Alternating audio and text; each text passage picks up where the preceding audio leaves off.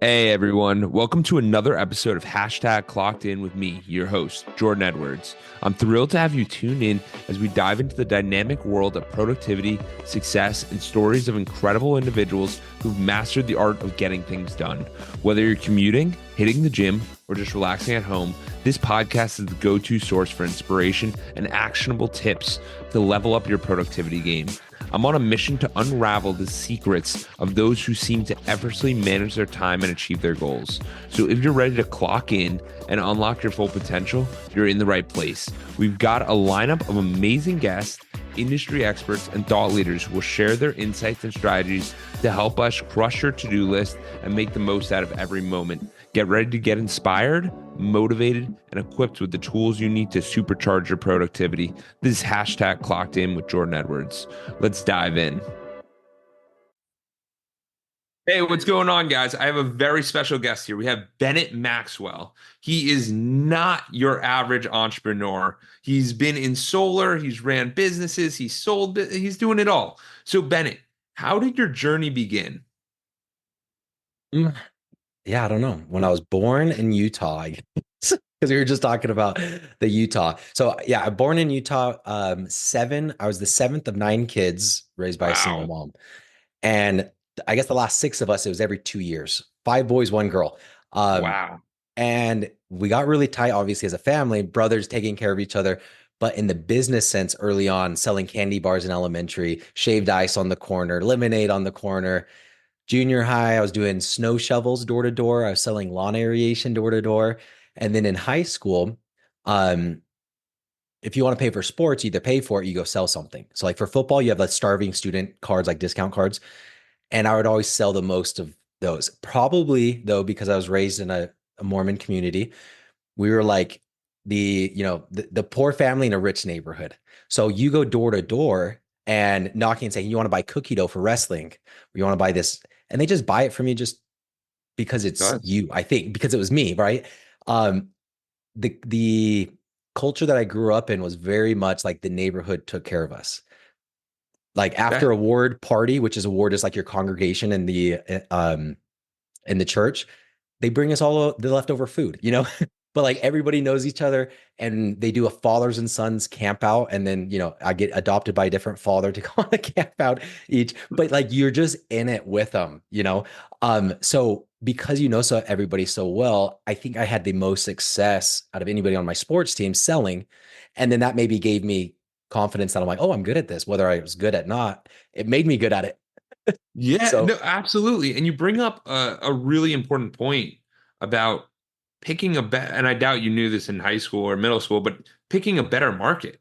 You know what I mean? And that was just your neighborhood where you're like, okay, if they have extra money, then they'll give the money there. And then if you're yeah, doing it in a lower income neighborhood, they're like, we can't afford cookie dough this year. We got to buy some other stuff. So it's important to focus on that kind of stuff. But I think the really interesting thing is knowing the entire community and realizing that not just you get your own parents' perspective, but you get the entire community's perspective. And if you're open enough to talk to people, it's super yeah. important. And when you were younger, was that the money you made to buy things, or did your parents give you money? Like, how did that work? Oh no, Because that, nine that kids that's is a why I did lot. it. That's why I did it was to buy things.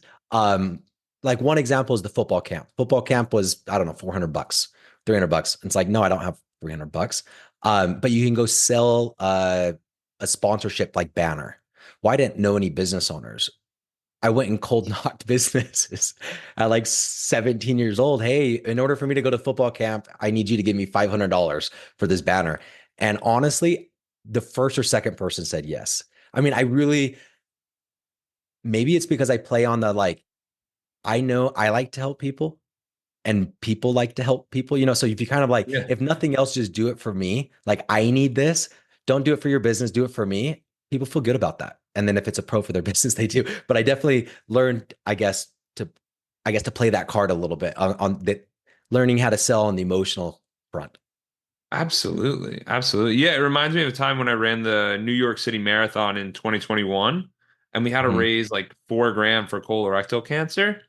And I had to raise 4 grand, and then my brother had to raise it, so we were raising 8 grand. And we were sitting there, and we're like, who cares? Like, just call anyone. Like, it's a good Yeah. cause. Like, Well, if they yeah. don't donate, that's their fault. Like, Yeah. And you're bringing awareness to a good thing. people want to do good. Most people want to do good.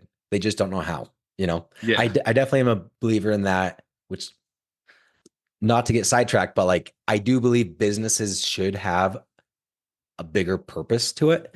100%. How many people would rather pay 40 or $85 for a pair of shoes rather than 80 if I know that if I'm paying $85 and I'm buying Toms, they're donating a pair of shoes to somebody else. You know, it's like, yeah, I'll pay the $5 to get somebody else new shoes. Not that that's really going through my mind, but generally I think that people are willing to spend a little bit more, marginally more, just a little bit more. If it's hey, every cookie you purchase, we're gonna donate a free meal or something like that. It's Yeah, the just giving people philanthropy opportunity to component. give back. Yeah, the philanthropy component is so much better instead of giving to like the big organization where they're like, I don't know where it's going, but like I Yeah. know it's going to Bennett. Like Bennett's going to go play football. Fantastic. You know what I mean? It's these little Yeah. things. And like going through that journey, were you ever questioning like, should I? Because isn't there something in the Mormon church where you go and knock doors for like 3 years, like kind of bringing Yeah. people in? It's a 2-year mission. You submit you're saying I want to go, and then they tell you where to go. So I was assigned to Tijuana, Mexico. I didn't speak any Spanish, so they ship you out there. No, you we did a few weeks of training. You have 8 weeks of training, and you're supposed to learn a little bit of Spanish. And you're like, yeah, you learn the basic words, and then you get to Mexico, and you're like, wait, this isn't the same language I learned. These guys actually talk fast. Um, you get paired typically with a native speaker, almost always. So and they typically don't speak English anyway either. So like my first companion that I was with for however many weeks or months spoke zero English and I spoke zero Spanish. And it's just kind of like figure it out. And then it's very regimented. Like you wake up at 6:30 every day. Every half hour is really planned until you go to bed. You get half a day off on Mondays. That's your preparation day. You get an email home for an hour, and then you get a call home on Christmas and on Mother's Day for an hour. So Oh it's very focused. And what are you focusing on? Selling the gospel, right? But persuading people why your religion is way better than theirs. I think it's silly that I did it now, but I'm very grateful for the experience. You know, telling people my religion is better than yours, but whatever. In order to do that, it's to sell. And they have like the best sales manual. It's called Preach My Gospel, is like the Mormon missionary training. And then after when I got into door-to-door sales, you come home from a mission in Utah, you have 10 jobs. You don't apply anywhere. You just step off the plane and everybody's hitting you up like, oh, you need to come meet with my manager to go sell pest control or whatever. And everybody's like buying for your attention, which is pretty cool. But it's because they know that you just knock doors in a foreign country for 2 years. Not only did you not get paid, you have to pay money to do it.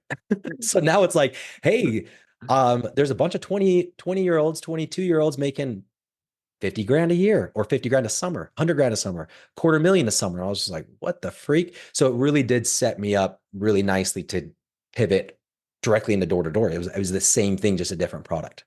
And that's why in Utah there's so many door-to-door people because they're ingrained in that culture of you. Because one of the things I realized is because I was in Utah for 3 weeks in 2020, and they just have like the value base. You can feel it in Salt Lake City. Like you can feel like there's no debris anywhere. Everything's super clean. It's super organized. Like people are respectful, and like you get that from the church, whether you agree or disagree. It doesn't really matter, but Yeah. it's the value base there is pretty incredible, which really opens up a lot of doors. So where did you kind of enter after that? So the first thing I did pest control for just 2 months. I got recruited kind of halfway through the summer and I did well. I made over 20 grand in 2 months as a 22-year-old. I was like, or Wow. 21. And I was like, sweet, this is awesome. And then I also learned how to buy real estate. I mean, I bought my first property. I only made 24 grand and it was enough to get me through the entire year, pay for a wedding and pay for a property because I learned how, I mean, I was, cheap wedding and I got into a property, some house hacking, owner occupied, seller pays the, closing costs, all of that. And then the second summer, I'm like, okay, But well, well, oh, go let's ahead. slow down, Bennett. Bennett, who taught you about the real estate? Because I feel like that's a very quick progression. You know what I mean? Was it just Yeah. you, or was it your brothers, or like how did No, you kind it was the the people that I was selling with, you have a lot of, they're 3 years older than you, but they have 3 years under their belt making $200,000. Oh, So wow. they've learned how to invest, you know. Yeah. So I was very fortunate to have a really good team on like how to do that. So I mean, I bought my first property. It was $220,000. You could pay, I put 3.5% down, owner occupied, but I didn't have credit, So 3.5%, that's only 9 grand. Yeah. Um, I brought a brother in that did have credit, and who wouldn't take this deal? Like, hey, Jordan, I found a property. You can own 50% of it for $4,500. And we already have a tenant. It's me. Like, who's not going to take that deal? It's not Of like course. if you set up the deal correctly, anybody will take it. I got fortunate that my brother did because really I was just asking him for $4,500 and a credit, for him to sign on it. Yeah. But I think you don't need a family member to do that. You can go do it with anyone if you go find the deal. And the reason why I was so cheap, again, 3.5% down, and then we had the seller pay the closing cost, which that was just a little bit of advice from the summer salespeople, and then me YouTubing house hacking, like how do you get a house for the lowest amount possible? And I think I did it. And then fast forward 8 years, however long it's been, we cash flowed like $500 a month. It went up in value $200,000, sold it, Incredible. did a 1031 exchange into a duplex with 12 bedrooms. We have 13 tenants in there because rented out by room because it's a college town. Make $6,500 a month, a mortgage of $3,000. All of that started with that little tiny $4,500 down payment I that I made in love the it. $4,500 down payment that he made. So it really compounds. And I guess that leads really good into I recruited 40 guys the next summer, which is quite a bit, like 40 guys that have never knocked doors. I got them to agree to move out of Utah to North Carolina for 5 months Oh, to wow. follow me that I've only sold for 2 months. But it was a great experience for me as a 23-year-old or however old I was. I made $250,000 that year. And I'm like, holy crap, this is like life changing. And a lot of that was because I recruited. And I think I was more successful than anybody else recruiting, especially like a first year guy. You're lucky if you bring one or two friends. I brought out 40 How'd you do that? because of the real estate. I said, Yeah. you have 10 companies all saying, I'm going to pay you $200 per contract. And the other one says, I'm going to pay you 220. And the other one says 250. And I say, forget about that. I don't care if you make 20,000 or 100,000, but I made 24,000. I paid for a wedding and a real estate property. And I took them through it. I said, look, let's say if I don't do anything to this real estate property, like just keep it rented out for 30 years. In 30 years, it's going to be worth 800 grand.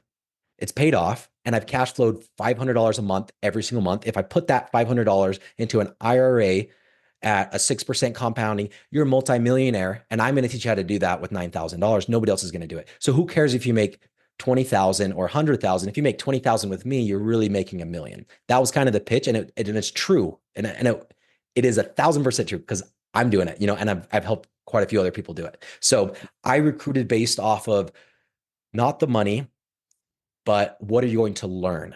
And investment Yeah. was kind of secondary. The primary was, Jordan, you're in college. What do you want to be when you grow up? What are you studying for? I'm going to be a marketing major. I'm going to be a dentist. I'm going to be a doctor, a lawyer, whatever. Okay, tell me how you're not going to be infinitely more successful at whatever career you just told me if you could learn how to break people's attention within 10 seconds, sign a multi-year contract within 15 minutes and get paid a few $100s when, you have no idea what's going on in that home. It's like Yeah. that skill is what I focused on. How to break Yeah. somebody's attention, get them to like you, to agree with you, sign a contract, move on. And I'm like, that will help you be a better marketing major, a better nurse, because it's just communication, body Yeah. language, all of that. Absolutely, which is incredible, and I love how you pivoted it from we're not going to play the money game because I don't know if we're going to win, but I'm going to teach you the knowledge game, which a lot of people are like, wait, what are you talking about? You literally pivoted the subject that they're going to be learning, which is super important whenever you're selling anything or any ideas, because most people want to get involved in like, hey, it's just this, and it's like, no, Yeah, no, yeah. there's so much more to that. The issue, if you put it on money, especially with college kids, it's like some people are like, oh, I need to make 100 grand or something like that. And if they don't make 100 grand, they're disappointed. But it's like, well, I'm not focused on how much money. You're going to measure the success of your sales career with me based on how good of a salesperson you are and how much knowledge you have on how to invest the money. That's what you're going to gauge that off of. So I was talking a different language than the other Yes. nine recruiters, right? Everybody else was just talking money. And then when you talk about money, it's also a race to the bottom. Like, no, I wanted to keep my overrides. And I can keep my overrides and give them more value. So I'm making more money. They're making more money on because I'm a better sales trainer than a lot of people, but they're going to make more money in the long time because of the investment. And I mean, even with Dirty Dough, I've done the same thing. If you attract people on just like this is how much money your store is going to make versus this is the impact that you can have in the community with mental health and wellness centers and all of that, then let's say store doesn't do as well as it's planned in the first few months or the first year, even. It's like, okay, but I have a bigger purpose and a bigger goal. Yeah, and I absolutely the best thing is that it's trading, you're lowering expectations and you're having these people get to a place of appreciation for just even meeting you and seeing the opportunity. Because when our expectations are too high and we don't hit them, you're right. Everyone gets disappointed. So, like Tony Robbins talks about it, trading your expectations for appreciation. Because once you do that, your whole mindset changes and it allows you to open up a lot of different doors and now you're sitting there and you're like, I'm appreciative that Bennett's even teaching me about real estate when he doesn't have to. And it's not Bennett sitting here making this money, but it's him here helping me along this journey. Absolutely. It definitely played well. And I think I mean, what I've learned from that. So I did pest control, then I did satellite the next year. Then the year after that, I did smart home systems. Then the year after that, I And did solar. Oh, and go ahead. why did you change throughout these? Because like obviously if you pull in even 20 grand in the first summer, you're like, oh, like why wouldn't you do that again? Like, you know what I Yeah. mean? Yeah. Yeah. Um, Rich Dad, Poor Dad, that book, the rich dad gave Robert Kiyosaki the advice of in your 20s, you got to work to learn, not to earn. So Yes. I thought, and then I also learned about the 80-20 principle, Pareto's principle, that 80% of the outcome comes from 20% of the effort. Um, and I applied it to like, okay, if I'm going to work for Jordan, I'm going to learn 80% of the leadership skills, the sales skills, the whatever communicate, anything that you have to teach me about your business and industry. I'm going to learn 80% of it within the first few months or the Yeah. first year, right? So if I stick with the same thing for 5 years, yes, year two, I'm going to go from 80% to 85, right? Year three, I'm going to go from 85 to 90, but you're getting these marginally increases. I wanted to go and I want 80% knowledge on how to run pest control and then satellite and then Vivint, smart home systems. So two things was I want to sell a different product and learn a different industry. But probably more importantly, I want to learn a different sales style from different managers and business owners. So yeah, it's kind of like, would I have made more money overall in those 5 years if I just stuck with pest control? Yeah. Would I have Money wasn't the goal. started a would I started a solar company and exited that for way more money than I would have made? Yes. I'm sorry, no. Would I have bought Dirty Dough and scaled that if I wasn't into the changing industries? No. Because now I can look back and say, regardless of the industry, even if it's cookies and franchising, the skills that I've developed can take a product and do multiple $1 million of sales in the first year alone with zero marketing dollars. Yeah, which changes everything. So I love that idea of stacking the different people and learning from them. And each of these, were you going to college during this time, or what were you doing in the recruiting slash bringing and having these different summers? After the first full summer, the 250,000 summer, no, I was not going to college after that. I had one semester left, but I'm like, I'm going to be a pediatrician. I have one semester plus 4 years of med school, plus 3 years of residency, plus $200,000 worth of debt, and I'm not going to see my family. Like, It, so the once math doesn't math. Yeah. yeah. And it was also because I wanted to be a pediatrician because I thought it was a well-respected job and it made money, but not because of anything else. I just thought that's what was a good decision to make as a Yeah. kid. So no, I dropped out, but I was still, but yeah, all of the recruiting was college kids. And then it's referrals as well, which I didn't touch on that, but Cutco is all referral based. And then that translated to mission. I actually only knocked doors for a month or two on my mission. Some missionaries got kidnapped somewhere in Mexico, so they said no more knocking doors. Um, so it was just, but it was still out on the street talking to people and then visiting every single member of that congregation and asking them, who do you know? And so other missionaries say, who do you know? And they say, oh, I'll think about it. Okay, cool. Talk to you later. I was trained in Cutco. This is Cutco. Um, hey, grandma, can you listen to a presentation for me? I get paid $15 to present. You don't have to buy anything.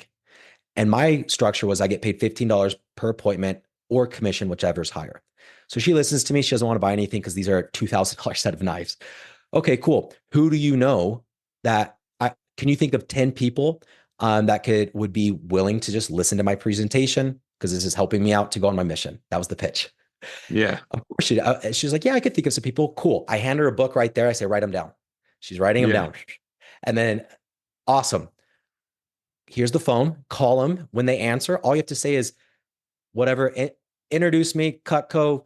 You don't have to buy anything. Just listen to him, help him out. He's going on a mission. And then hand the phone over to me. I'll set the appointment.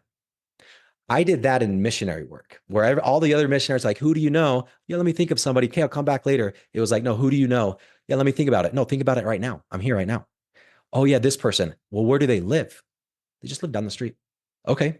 We have an hour appointment. It's only been 5 minutes. Let's go. And I was taking members to go knock on their friends' houses with me. One, because you had to do that for the rules. You couldn't knock on doors because of the kidnapping, but it was just all referrals. And then I raised $9 million for Dirty Dough, no experience in raising money, over a 2-year span. And the biggest lead source for that was referrals. I'm talking to private equity and they say, no, you're too small for us. Our minimum investment is X amount. And then I say, okay, who do you know that we do fit their portfolio? And that's how we raised money. That's how I raised money, was Yeah. off of referrals more than anything. Yeah, and I love that. And it's such an underused space. And it just involves asking questions and then following up with people. Because a lot of the time we'll have those encounters, like you said, and most people, the first sign of resistance, they're like, oh no, oh, no. And you're like, no, it's not a big deal. Like, who do you know that would want to do Yeah. this? And it's that wording of like, it's just me. Like, it's not a big deal. Like, I'd love to help you. And like, we can help these other people. And eventually, it helps in sales a lot of the time when people don't even know who you are because they don't even have an Yeah. association. And then when you get revalidated by their friend, you're like, oh, cool. Grandma likes me. This could work. Yep. So, where do you think you learned that skill? Was that through the It was training? Cutco. Yeah. Oh, really? When did you do It, Cutco? right after high school. I only did it for like 2-3 months, right before my mission after high school. And it was actually right after I read that Rich Dad Poor Dad, because I went in there with my tie. This was going to be my first job interview. It was my first job interview. I had my tie, my little button up, whatever. I'm like so nervous for this job interview. And she offers me the job on the spot, $15 an hour. I'm like, holy crap, that's a lot. Or commissions. And most people make commissions, which is even more than that. And I'm like, holy crap. Next week is training. It's 40 hours. I was like, okay, well, I can't make commission. So it's just $15 an hour, right? No, you don't get paid. I'm like, scam. I'm not doing this. Mm. Um, anyways, I listened to the Rich Dad Poor Dad, like about learning. And I did call my dad. My parents were divorced, but I would still see him on the weekends or whatever. Anyways, and he's a business owner. So I'm like, no, I'm not going to take the job. Why? It's free training. This is a scam. And he goes, free training, like people pay tens of thousands of dollars for sales training. Sales is like one of the It, most it's the beneficial reframe. skills you The could reframe. you could do. He goes, don't take the job, but do the training. And I was like, okay. So I did the training and I took the job, but very just flipped my mindset of like, oh, sales training. So it was the Cutco sales training. It was a very good sales program. And there's a lot. I mean, Vivint has it's the largest door-to-door company in the world. Like sales program, amazing. There's so many out there. Rich Dad Poor Dad was talking about Xerox. He did Yeah. Xerox machines door to Back in the door day. because of Yeah. the sales program. It wasn't because it's the best product or because of anything else, but it was just they will train you the best on how to sell. Yeah. Yeah. Which is so important. And then the skills become transferable to different areas like you experienced. So when did you start to get into solar? And then when did you think, wait, maybe I should do my own company? Yeah. 2019. I didn't even know you could do solar in the summer because all I was doing is working just the summer. And then you move back and you move out in end of April or May, come back in August, September. And then I just wasn't working outside of that. Shit. I just forgot what I was gonna say now. And we're gonna have to You're edit that good. one. No, no, no. You were talking about solar and you were basically Solar. talking Okay. about how like you would only work for the summers. And then you were Okay. like, maybe I should make my own company. Yeah. So in the summers, I was just used to working the summers. And then I heard solar you can do in a summer. And I was like, what? I thought it took 6 months to install. And these guys are like, no, we'll install in a month, whatever. So I tried it and I loved it. I was working 4 p.m. to 8 p.m., 5 days a week. You make 10 grand a sell and you get a few cells a week. And I'm like, this is silly. My older brother is 13 years older than me. He bought a franchise when he was 23 or something like that. Signs by tomorrow. Always been in business. He says, hey, why don't you do like if you're making that much money, why are you knocking doors still? Why don't you do this online? And it's like, because I don't know how, like, is that an option? And that's his background. So he's like, let's try it. So he came out with me. I was in Sacramento for a few weeks. We hired somebody out of the Philippines to do appointment setting. I trained them just, pretty easy. We hired somebody else to get us Facebook leads. Leads would come in. People out of the Philippines would say, hey, free solar proposal, whatever. They would get the utility bill so I could create their proposal. They would set the appointment. They would confirm the morning of, and then I would show up. We ran 18 appointments as our test. 16 of them, I got zero no-shows, which was amazing because they were confirming them. I wouldn't even leave my house unless they were confirmed. Zero no-shows. I sold 16 of them on the first appointment. And Wow. then I moved to San Diego to start my solar company. And my younger brother, who's also doing solar with me, sold the 17th, and then the 18th never closed. And I was like, this is silly. So that's kind of what it was. Is I'm door knocking. I don't think I would have done it by myself. I didn't have the confidence or experience, but my brother came in, somebody I know, love, trust in the business, and said, hey, let's do it together. We started it in January of 2020, right before COVID started. But because we were doing online and Perfect door to timing. door, yeah, we had 3 months of ramping up on the door to door. And 18 months after that, we sold. So it was pretty Wow. short lived, but we made good money during it and had a little exit as well. Yeah, which is incredible. And you don't realize it because you just have to share what you're doing. So whenever you're going through these journeys, like you should share with the people around you because they might offer you different insights, which is exactly what happened to Bennett and his brother. Because like when you really think about it, most people have a very scarcity mindset where it's I'm making all this money I can't share with anyone. And then you start get talking to other people and you're like, wait a second. Like there's Yeah. maybe a bigger opportunity here, which I think is incredible. Talk with any and everybody about everything. I took a startup course after I sold my solar company. Um, and he is like, one of the big mistakes that entrepreneurs have is they have these ideas and they just sit on them forever, because they don't want to go tell everybody unless it's perfect because somebody else is going to take their idea. It's like ideas are a dime a dozen, right? It's not the idea of creating a cookie franchise. Like they're already out there. It's the work to go do it. You know what I mean? So Yeah. his advice was just talk with any and everybody about your idea. And I did that. I mean, I pitched 100 people on buying a Dirty Dough franchise before as a franchise, before I even had the model, because I didn't know what the model was, Yeah, So yeah, just like, yeah. this is what I'm thinking. What do you think? And I pivoted like 5 different times before we franchised. But it all came from just getting out there and talking out.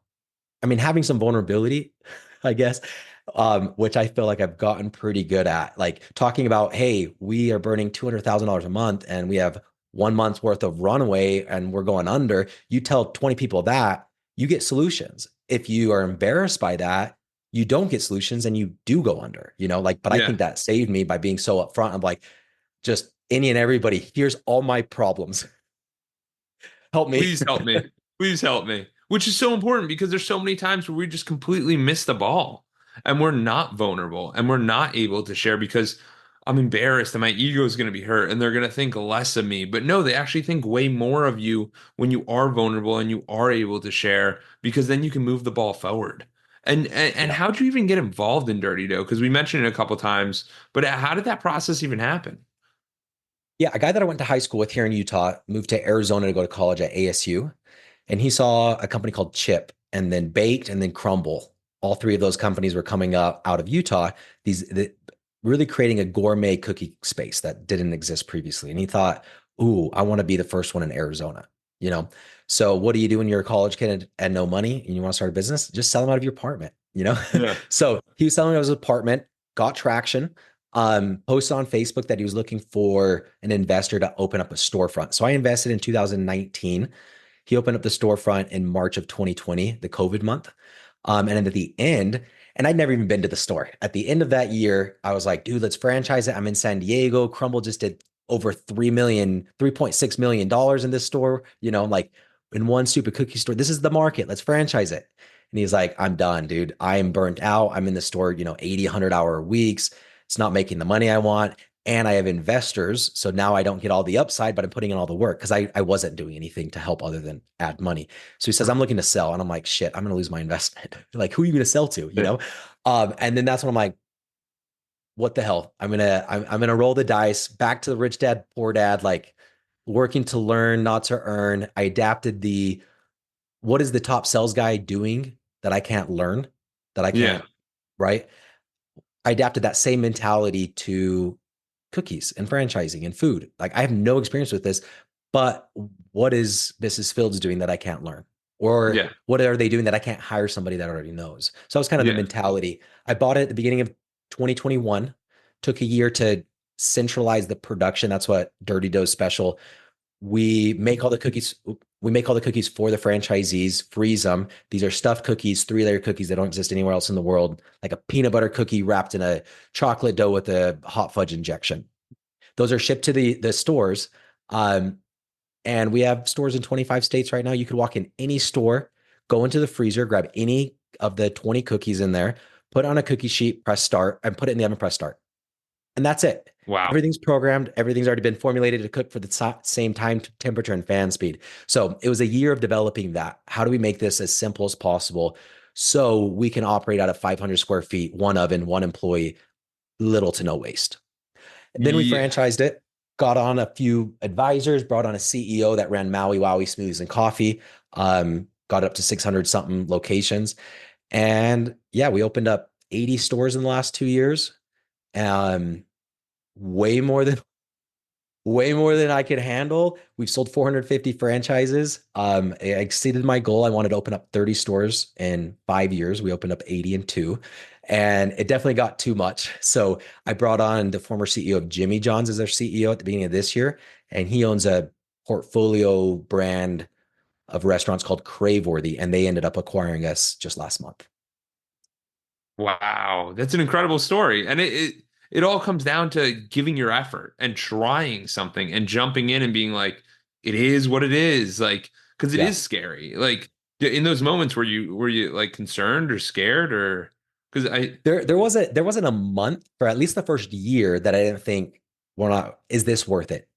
Or should I just give up? Right. And then maybe for the second year, yeah, we sold like 300 franchises and we're flying high. And then the third year, it was like crap. Now we have to open up all of those. Food inflation was still on the rise, anyways. And then it got very, very, very tough. well, This year has probably been the well toughest year ever. and just explain how that works. So you basically have the store running and then to sell a franchise, they give upfront money. So then you Yeah. use the money to like keep going. Like how does that work? Yeah. So you have a concept, you get a franchise attorney, pay him 20, 30 grand, talk with them for a month, and then now you have your franchise disclosure documents and your franchise agreement. Then you can go solicit and sell franchises.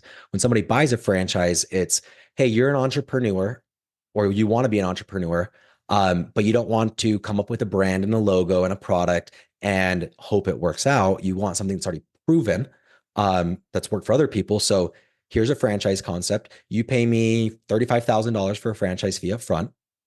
Then you were going to open up your business anyway, so you go pay for all the expenses to open it up. And then once it's open, we provide continual support. We provide the product, the brand name, help with the marketing, and then you get a royalty and a marketing fee as well. We do a 6% and a 4%. So we take 6% of gross that goes to run the operations and the support, and then the 4% is for the marketing and the tech side. And then the franchise fee is just that one-time fee kind of, upfront, which yeah, we saw millions of dollars coming in franchise fees. Was like, sweet. And then we went and spent it all on a huge production facility. Yeah, I'm always great at spending more than I'm great at bringing in money, and I'm great, even better at spending it.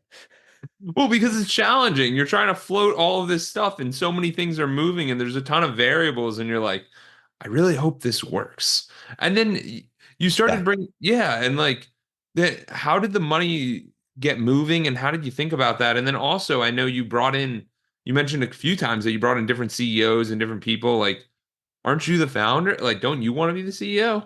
Or like, Yeah. So When I started the solar company with my brother Brent, he said he made me listen to this book called The E Myth Revisited. The E stands for entrepreneur, and it's the myth that everybody's an entrepreneur and they're not. They're an employee of themselves, right? They they made a own job. they just own their own job is all. But it's typically a shitty job because you work the longest hours and you get paid last. So why do you want to do Yeah. that? How do you get out of that? What do you want your organization to look like in 2 years, 5 years, whatever it is? Build your whole organization chart. So you have a CEO, a CFO, a COO, you have a sales manager, you have all of that stuff. And then you start plugging in your head to all of them. And it's just like, this is so worthless, dude. It's just me and you. Why are we building an org chart of 20 people if it's just me and you? But the point is like, so what were my head? I was the salesperson. So in the organization, we're going to have sales reps, then we're going to have managers, then we're going to have a regional manager. But how do you go about doing that? Well, I started off as the sales rep. I was knocking doors. I determined these are the hours that the sales reps will work. This is the pitch that they use. These are the objections that they, or the how to overcome objections. This is the commission structure. This is how much they get paid if they bring in people, if they recruit. You figure all that out, and then you promote yourself to the manager, and then you hire your little brother as the salesperson. He was our first hire. And then now I'm the manager. And then how does the manager make money? What are their overrides? What do they get paid if they recruit? How much money can they spend and allocate to incentives for their sales reps? What areas are they knocking? How do you do area mapping and how do you assign areas? Build all that out, then bump yourself up to the regional, right? And because we did that, it was very, very easy just to go from position to position to position. So a year goes by and Dirty does up for sale. I would have never considered buying it, but I'm like, oh, I'm not really doing much in solar. So that Yeah. opened that up. So I'm sold on that. 1,000% like doing that Well, method. well, I think it's so important because most of the time we don't realize that we're already doing all that stuff. We just think, hey, It's I'm just not busy. organized. Yeah, I'm just busy. And it's like, no, you spent an hour doing accounting, you spent 2 hours in sales, you spent 3 hours in operations. You didn't really do anything. Like you're maintaining, but people don't realize that every single time they jump on a new thing, they put a new hat on. Like, and you need to realize that when you're an entrepreneur so that you can hire people to fill those roles so you can keep progressing into the role you really want to do. It helps if you know your value per hour. Um, I took a startup course and he says, blanket statement, right? It was like $500 an hour, which I'm like, really? Like you're worth $500 an hour. So if anything costs less than $500, outsource it. But I'm like, anyways, but he's also typically coaching venture backed funds. I already knew how much I was worth an hour because I'm a door to door commission only sales rep. I knock 20 doors, 10 of them answer, six of them are set appointments, five of them show up.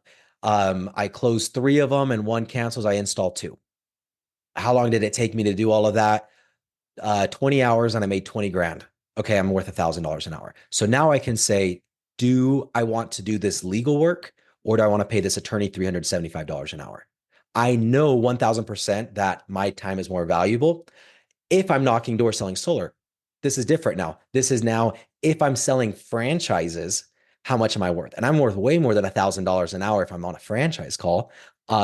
So it makes it really easy to say, let me just sell franchises and then let me hire the rest because I'm not the best operator. I love coming up with the big ideas and starting with the SOPs and going, and then I go to the next project without finishing it, typical ADHD. But I recognize that. So it's like, okay, let me do what I like, starting things, selling things, and then handing it off to somebody who will actually see it through.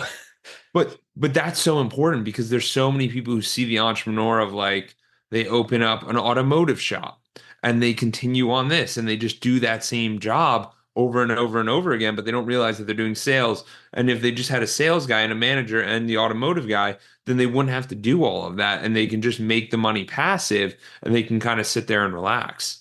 And Like, yeah, oh, I was going to say bookkeeping on that. Like, that's a very low end task that most entrepreneurs are doing themselves. And it's like, but you can outsource that out of the Philippines or India or anywhere for $5 an hour. And if you don't have enough money to pay $5 an hour to free up your time to build your business, you don't have a business that's worth building. I mean, yeah. maybe that's harsh, maybe that's not true, but it's like, really though, if you can't find the $5 an hour to hire somebody to free up your time to then go make $30 an hour for your business or 2,000, like you don't have What a are we good talking business about? model. What are Yeah. we even doing here? But it's scary. It's scary to make that first hire and be like, man, could I commit to $50 a week, 10 hours a week? Well, Um, that's the other but thing though that people don't realize is with a lot of these virtual assistants, you don't have to hire them for 40 hours. Like you can hire them for 10 hours, or you can hire them on a project basis, or you can hire them yeah, on this. pay them $100 a month to keep your books, right? Um, but I mean, any entrepreneurs listen to this, like go look at your calendar for the last week where you spent your time and think, could I have hired anybody to do this for less than $20 an hour? And if the answer is yes, then it's like, okay, well, go do that today. And then next week, you're not going to be doing those tasks. And then you can fill up your calendar with higher value items. And for entrepreneurs, that's typically meeting with an investor or on sales or strategy and expansion. That's all the fun stuff anyway. That's what we want to focus on. Yeah, exactly. And people don't realize that. And we're so bogged down by all this operational work that it's like you got to sit there and take that step back and actually plan what you want to do, which I think is Yeah. so important. And you seem to have done an incredible job on that. Well, I'm definitely winging it, and I'm constantly changing like what I want and why I want it. You mentioned earlier the expectations, and I like lowering the expectation. Um, would you agree expectation and a desire are like the same thing, right? To want something, to expect something, to desire something. So I've been getting very big into Eastern philosophy and Buddhist. In Buddhism, the phrase is, or Buddha said, all suffering, no, desire is the root of all suffering. So if desire and expectations are interchangeable, which I think they are, expectations are the root of all suffering. When then I, it's like, what? That's crap. That's everything that it's well, all about goals and it's all about I, more and better expectations and holding. And it's just like, yes, it is if you want to suffer more. But like, look at your life, look at every time you've ever had suffering, and tell me how that didn't relate to an expectation. That if you didn't have that expectation and you were just open to whatever the hell life brings, that you would have avoided that discomfort. And I yeah, think that is very true. 100%. I literally spoke to my group about this on Monday where we were literally sitting there and I'm like, what's an expectation that you had that literally let you down? And one of the kids goes, I didn't win President's Club this year. He's like, I won it last year. I won it the year before, but I didn't win it this year. And I go, did anything change? And he's like, no, I was actually really down and really depressed and really upset. I'm like, did you make less money? Like, did any of that factor change? And he's like, no, I actually made more. And I'm like, so you just weren't validated by an outside source? And he's like, yes. And I'm Yeah. like, does that matter? And he's like, not really. And I'm like, okay, good. Now that this is Yeah. done, But if you just appreciated it, you would have been so much happier with the experience. he probably wouldn't have even connected that though, unless you walked him through it. A hundred Like percent. of That's what. like he would have just been like, shit, I'm just gonna be disappointed next year that I don't make President's Club. But now he's gonna be like, oh, who cares, right? I mean, it's cool. I'm not saying don't have goals, but don't tie your self-worth and validation if you reach those goals or not. Because at the end of the day, like, so it's like I have these goals because I'm a business owner, but at the same time, I'm trying to let go of all expectations. This is where I'm Yeah, going, but I don't care if I get there or not. I'm just along for the journey. And I'm not perfect at that, but I do think that's the most easiest way to live with yeah, the least amount of suffering. 100%. And it's like, even if you like, no matter what you do, if you just remove expectations, it's like, okay. And that's like in regard to like the gym. If I go to the gym every day, am I going to be absolutely ripped? And it's like, most likely you'll be in better shape than you are without it. But like, if you have the expectation that I'm going to suddenly have a six pack, that's not likely. And now it's like, and Then you then get you're down on disappointed, yourself. and now Yep. you don't even like the gym. So it's these things of like, how do you take the step back and realize like, I'm just grateful that I'm here. And like I have a mentor of mine, he's 79. He literally goes, Jordan, sounds like you're breathing. And I'm like, I am. And he's like, isn't that amazing? And it's just his older perspective being like, it doesn't matter. Like you're gonna deal Mhm. with stress everywhere you go. We all have too many things going on. We all say yes to too much. And it's like, just accept where you're at, be okay with that, be wanting of change and look for change and be open to those opportunities. But don't put yourself in this place of like misery and being so upset and disappointed. Like trade it in for appreciation. I had Absolutely. this thought last night. I'm cuddling with my 5-year-old as she's going to sleep. And I've been very into mindfulness of, again, if expectations cause suffering, well, what causes expectations? Thoughts. Can you have discomfort in your life if you're not thinking? I don't think so. I mean, other than like physical discomfort, if you get burned or something, but like the discomfort that you go through every day on stressing on like, how am I going to pay rent next month? How am I going to hire this person? What am I going to say in this meeting in 5 minutes? All of that is in the future, or you're judging yourself on the past. But the brain's thoughts are in the future or the past. Anyways, I'm there with my daughter and I'm just like, holy crap. And I'm clearing my mind. So it's like in this particular moment that I'm not having thoughts, I'm in a home on a mattress, cuddling with my daughter, and I have zero stresses in the world. Isn't that the perfect life? And then I'm like, I've always had that though. I've always had the ability to do that. I just didn't know how to do it. I'm like, wait, I've been able to Oh, cuddle my daughter every night forever, but I've never appreciated it because as I'm cuddling her, I'm still checking emails or something like that. well, And so really gravitating away from that. yeah, and it comes to that presence because when you're present, you're happy. And that's why people like scuba diving or they like activities that they have to be super, super present in. Like, and when we're not present and we're trying to do 10 different things, that's when we get stressed and overwhelmed. That's why I like these podcasts because it's like sit here, look at the camera, talk to someone. Like Yeah. it keeps you present and it keeps you active. Bennett, you are absolutely amazing. Where can people learn more about you? And we're definitely gonna have to have you on again. Like I feel like we just got started. I have a website. It's just my first and last name, bennettmaxwell.com, has links to all my social media. I have a podcast, Deeper Than Dough, More Than Money, about getting away from material goals and onto emotional goals. Because I do believe as human beings, the only thing we're after, the only thing that drives behavior is an emotional state that we're after, but yet we don't set emotional state goals. Anyways, and then has the links to, Craveworthy, Dirty Dough, if anybody's interested in checking out some franchising. Awesome. Thank you for reaching the end of the podcast. For that, we'll give you a complimentary coaching session in the link below with Edwards Consulting. Hope to see you there and have a great day and keep clocking in.